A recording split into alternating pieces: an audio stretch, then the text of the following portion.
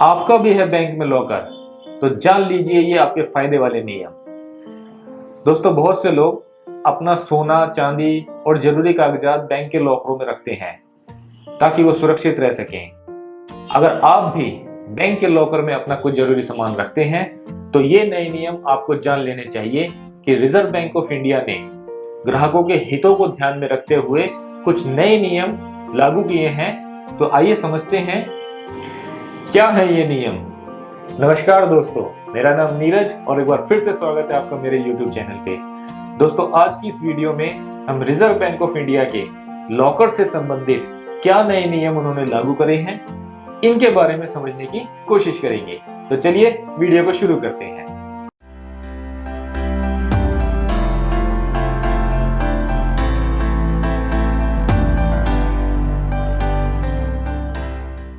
दरअसल बैंकों की तुलना में घर पर चोरी हो जाना या खो जाने की जो है संभावना ज्यादा होती है। बैंकों में लोग अपने पैसे को सुरक्षित समझते हैं, इसलिए बैंक में लॉकर लेकर वहां पर वो अपनी ज्वेलरी वगैरह या कीमती डॉक्यूमेंट उन लॉकर में रख देते हैं।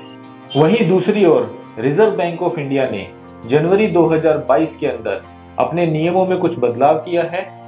उस नियम के तहत अगर बैंक में आग लग जाती है, बैंक ढह जाता है, गिर जाता है, बैंक में चोरी हो जाती है या बैंक के कर्मचारियों के द्वारा फ्रॉड कर दिया जाता है, तो ऐसी स्थिति में ग्राहक के हितों का ध्यान रखते हुए आरबीआई ने कुछ नियम लागू करे हैं।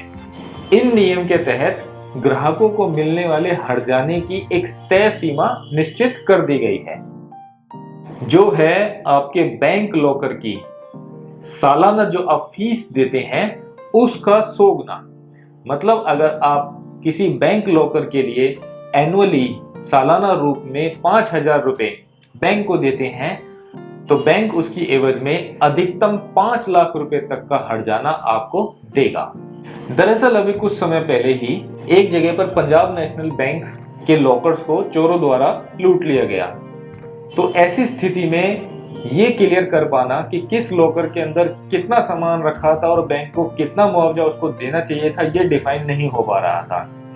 इसी के संदर्भ में फरवरी 2021 के अंदर सुप्रीम कोर्ट ने बैंकों को ये निर्देश दिया कि अगले 6 महीने के अंदर सभी बैंकों के अंदर एक समान गाइडलाइंस बनाई जाए और बैंकों की जवाबदेही तय करी गई कि लॉकर्स को लेके क्या समान नियम होना चाहिए।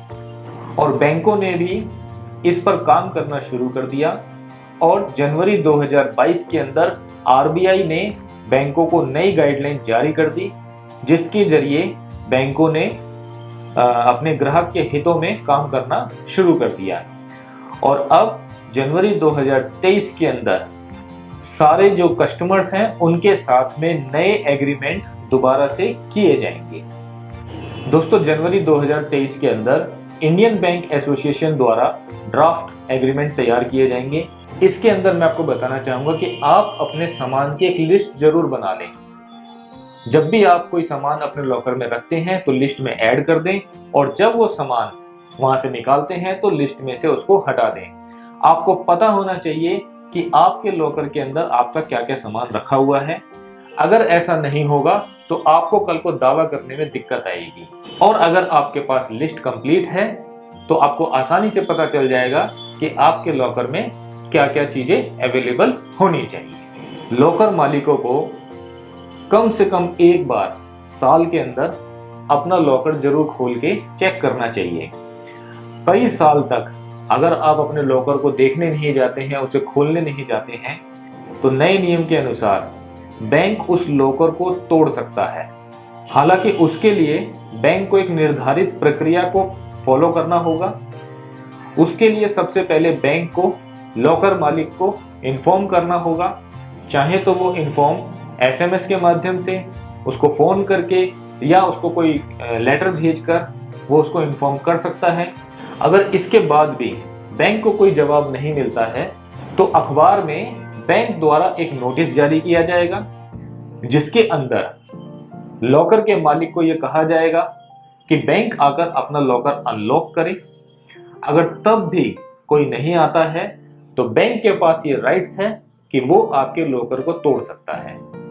साथ ही आपको भी साल में कम से कम एक बार अपने लॉकर को अनलॉक करना चाहिए और बैंक को भी इसकी जानकारी देनी चाहिए। अगर बैंक की तमाम कोशिशों के बाद भी लॉकर का मालिक नहीं आता है तो बैंक एक निर्धारित प्रक्रिया के माध्यम से आपके लॉकर को खोल सकता है। उसके लिए बैंक अधिकारी और 2 स्वतंत्र लोग एक गवाह के तौर पर वहां पर शामिल किए जाएंगे।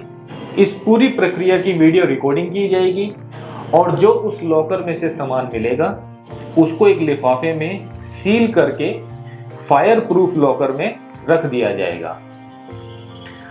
उसके बाद अगर उस लॉकर का कोई नॉमिनी आकर उस लॉकर पे दावा करता है तो वो सामान उसके नॉमिनी को दे दिया जाएगा। तो दोस्तों, ये थे बैंक के लॉकर से जुड़े नए नियम, जिसकी जानकारी हर उस शख्स को होनी चाहिए जिसका बैंक के अंदर लॉकर है। तो दोस्तों, इसी के साथ इस वीडियो को एंड करते हैं। अगर आपको लगता है कि आज आपने कुछ नया सीखा तो इस वीडियो को लाइक करें, अपने ग्रुप में शेयर करें। तो गाइज, अगर आपने ये चैनल सब्सक्राइब किया हुआ है तो मेरी तरफ से बड़ा वाला थैंक यू है। और अगर आप इस चैनल पे नए हैं तो इस चैनल को सब्सक्राइब करना ना भूलें। तो मिलते हैं आपसे फिर किसी नई वीडियो में, फिर किसी नए टॉपिक के साथ में। तब तक के लिए धन्यवाद।